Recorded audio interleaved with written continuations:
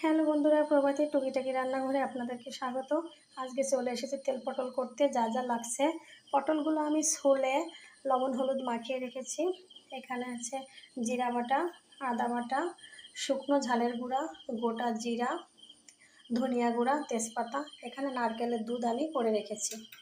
তো প্রথমে করব, পটলগুলো ভালো করে ভেজে নিব। তেল গরম হয়ে গেছে, এবার আমি পটলগুলো দিয়ে দিব। এটা যেহেতু তেল পটল, তার জন্য একটু বেশি তেলে পটলগুলো ভেজে নিতে হবে। পটল ভাজিগুলো হয়ে গেছে, এবার আমি উঠিয়ে নিব। এবার দিয়ে দেব জিরা ফোড়ন, আদা বাটা, জিরা বাটা, দেব ধনিয়া গুঁড়া। মশলাটা একটু কষিয়ে নিতে হবে। এবার দেব শুকনো ঝালের গুঁড়া, যে যেমন ঝাল পছন্দ করেন তেমনই দিবেন, লবণ, হলুদ।